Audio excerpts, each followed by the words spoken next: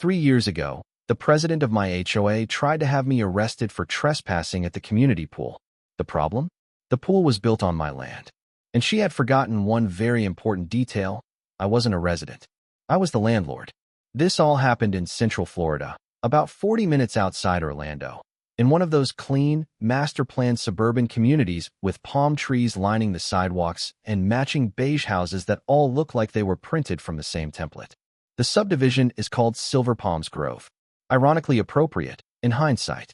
My grandfather bought a 5-acre parcel out there back in the early 90s when it was nothing but flat scrubland and sand. He used to joke that he bought it because it was cheap enough to lose and cheap enough to keep. Over time, developers bought everything around him and built out Silver Palms Grove, gated entrance, clubhouse, community pool, tennis courts, the whole suburban dream. Except my grandfather never sold. So his 5 acres sat smack in the middle of this polished HOA community like a stubborn reminder of pre-development Florida. When he passed, the land transferred to me. Clear title. No liens. No disputes. About 6 years ago, the HOA board approached me. They had a problem. Every available lot inside the subdivision had been built on. They wanted to add a larger pool and updated clubhouse because the original one was too small for the growing community. The only undeveloped space large enough to do it was my parcel. They offered to buy it. I declined. Not aggressively. Not dramatically. I just heard my grandfather's voice in my head. Don't sell land unless you absolutely have to. So instead, I offered them a long-term ground lease. We negotiated for months. Eventually, we agreed on a 10-year lease at a rate that, if I'm honest, was below market. But I figured a well-maintained recreational facility would increase the surrounding property value, including mine. Plus, it felt neighborly, collaborative. The contract was straightforward. They could build and operate recreational amenities. They were responsible for maintenance, liability insurance, and property taxes during the lease term. I retained full ownership of the land. And there was one clause, simple, clear, that said I retained reasonable personal access to any amenities built on the property. No ambiguity. My attorney drafted it carefully. Construction took about a year.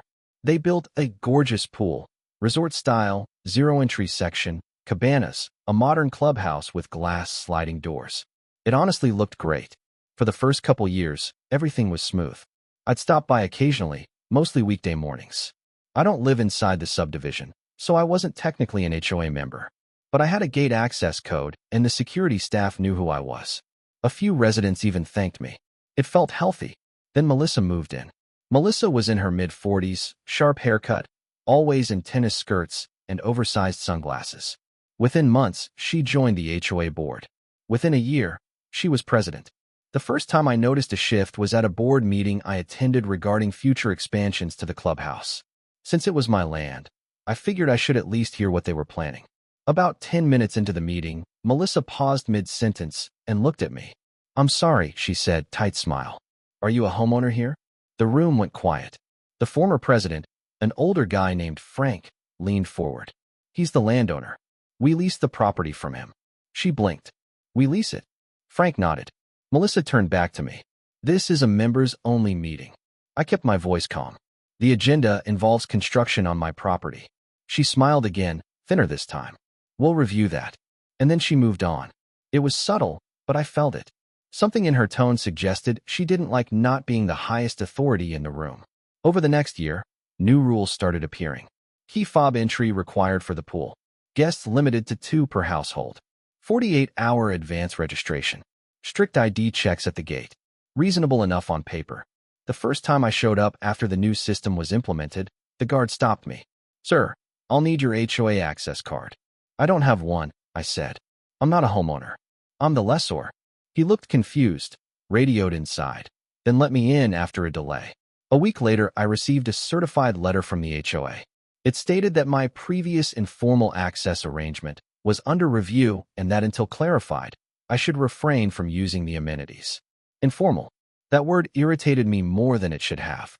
There was nothing informal about a signed, notarized, attorney-reviewed lease. I ignored the letter. The next Saturday, I showed up again. Melissa was there. She walked directly toward me as I set my towel down. "You've been instructed not to use the facilities," she said. I've been instructed that you're reviewing a contract you already signed, I replied. She crossed her arms. You are not a member of this HOA. I own the land you're standing on. Her jaw tightened. That is not how this works. And in that moment, I realized something. This wasn't about policy. This was about control. After that conversation at the pool, things didn't explode overnight. They simmered. And honestly, that slow simmer was worse. A week after Melissa told me, that's not how this works, I had my attorney send over a clean copy of the lease with the relevant clause highlighted. Nothing aggressive, just professional. The letter basically said, in polite legal language, that access rights were clearly documented and enforceable under Florida property law. Her response came fast. According to Melissa, the access provision applied only to the original lessor, my grandfather, and did not automatically transfer to heirs unless explicitly stated. When my attorney read that, he leaned back in his chair and just stared at the ceiling for a moment. That's not even creative, he said. It's just wrong. Under Florida law, property rights transfer unless specifically restricted. Ours weren't. The contract was clean. We sent a second letter clarifying that fact. Melissa escalated. She claimed that even if access transferred, the HOA had the right to reasonably regulate my usage, which, in her interpretation, meant I needed to request entry 48 hours in advance like a guest. A guest, to use amenities built on land I owned. At that point, I wasn't furious. I was more confused than anything. The first 2 years of the lease had been smooth. No tension, no hostility. But something about the authority of that presidency had gone to her head. I decided to stop arguing through letters. I just went to the pool. It was late June. Florida heat was thick enough to chew. I showed up on a Saturday afternoon with a printed copy of the lease in my bag. The guard hesitated at the gate. Sir, we were told. I know, I said gently. You're doing your job. I showed him the document. He made a call. After an awkward pause, the gate lifted. The pool was crowded. Kids splashing, music playing softly from a portable speaker, parents under cabanas pretending not to watch their teenagers too closely. I dropped my towel on an open chair near the corner and slipped into the water. That's when I noticed him. Tall, maybe 17. Lean build. Confident in that way kids are when they've never really been told no.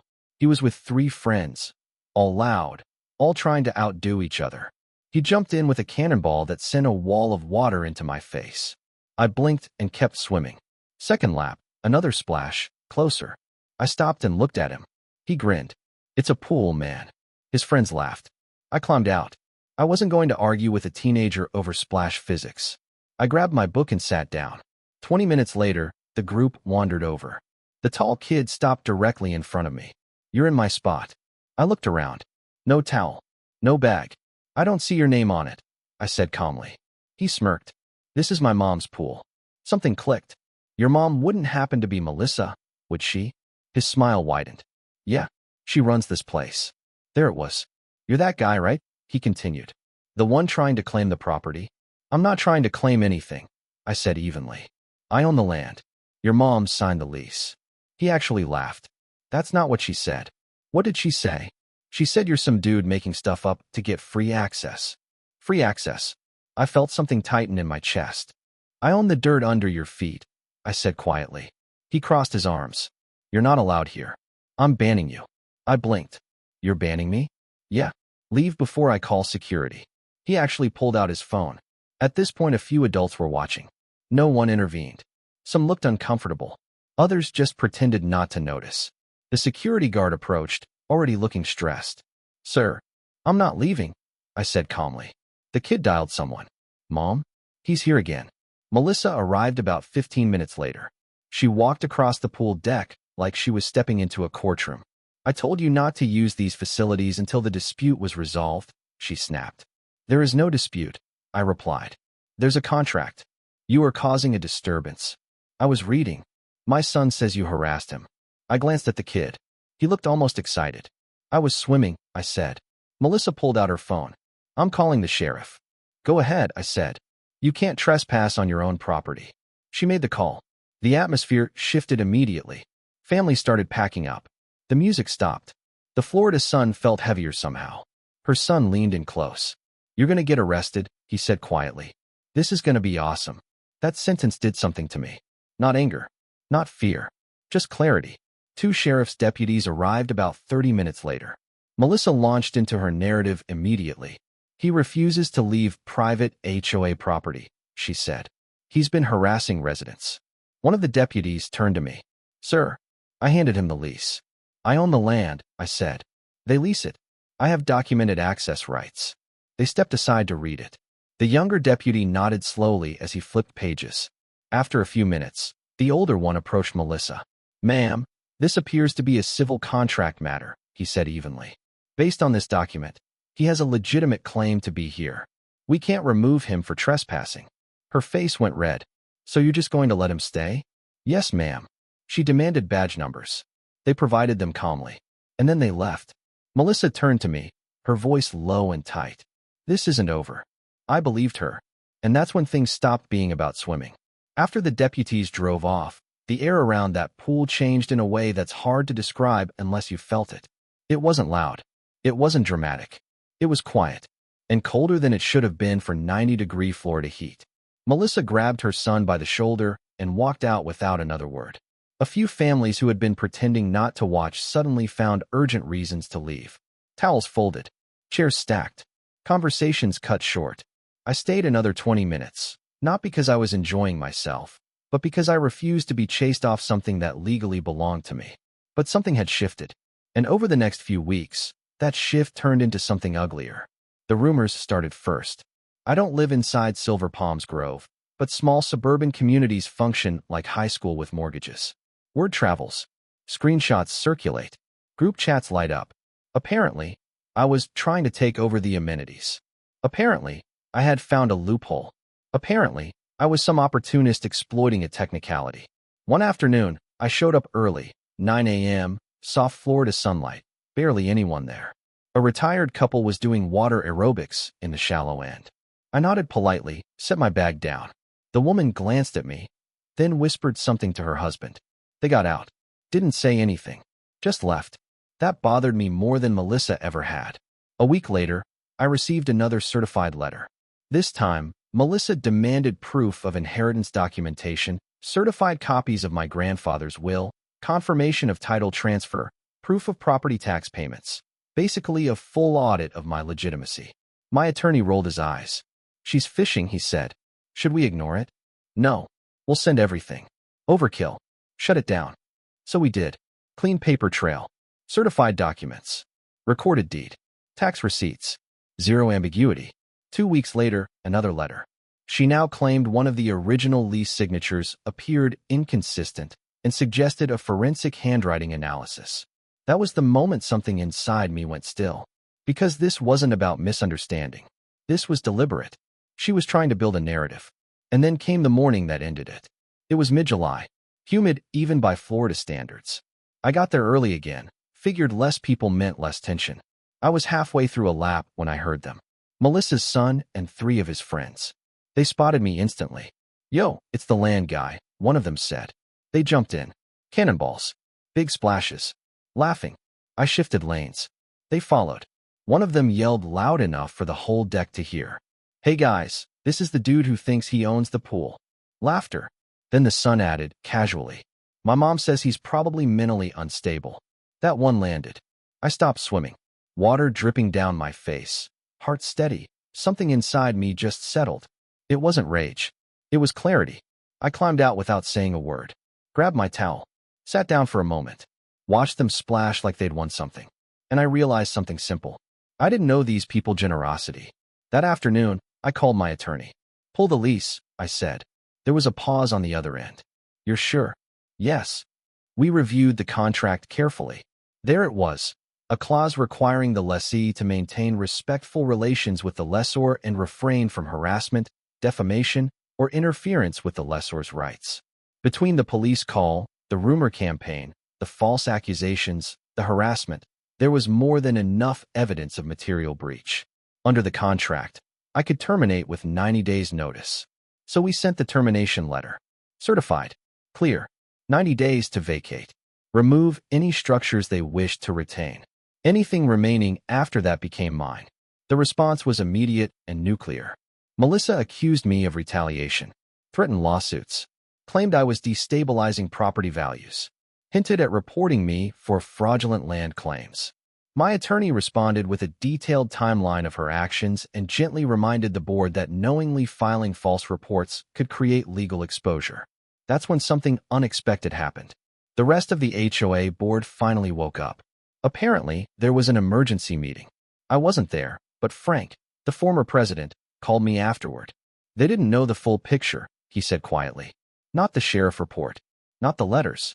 Once they saw documentation, once they realized this wasn't personality conflict but contractual breach, the mood changed. Within a week, I received a formal letter from the board. It was different in tone. They acknowledged mismanagement. They apologized for the handling of the situation. They informed me that Melissa had stepped down as president effective immediately. And then they asked if I would reconsider the termination. I'll be honest, I hesitated. The pool was nice. I didn't have immediate development plans. The lease income wasn't massive, but it was steady. And part of me wondered if I was punishing people who hadn't personally done anything to me. But then I remembered the retirees leaving the water. I remembered the whispers. I remembered a teenage kid calling me mentally unstable in public because his mother had fed him that story. Even if Melissa was gone, the narrative wasn't. I would always be that guy. So I declined. The 90 days were chaos inside Silver Palms Grove. Furniture was removed. Cabanas dismantled. Clubhouse emptied. Residents were notified that amenities would close permanently at lease expiration. There were heated community meetings. Angry emails. Some families had bought homes specifically for the pool access. When the 90 days ended, I hired a contractor. We drained the pool. Standing there as the water level dropped felt strange. The echo inside that empty concrete basin was hollow in a way that felt almost symbolic. Then we filled it in. The clubhouse came down next. Clean demolition. No theatrics. Within a month, it was just land again. A few months later, a small commercial developer approached me, with the subdivision fully built out around it. My parcel had become prime corner real estate. They made an offer that, I'll be honest, changed my financial future. I thought about my grandfather. I thought about his rule, and I decided he would have approved this one. I sold. Today, there's a small retail strip where the pool used to be. A coffee shop. A pharmacy. A convenience store. Every time residents walk past it to buy milk or grab a latte, they walk across what used to be their pool deck. Melissa moved out within a few months of stepping down. I don't know where she went. Her son probably tells a different version of this story. So here's my question. Did I go too far? I didn't sue them. I didn't destroy anything illegally. I enforced a contract and stopped providing a heavily discounted benefit. But families lost their amenities. Was that justice? Or was that pride? If you were in my position, after months of being painted as a liar on your own property, would you have accepted the apology and moved on? Or would you have done exactly what I did? Let me know in the comments. I genuinely want to hear where you stand on this one.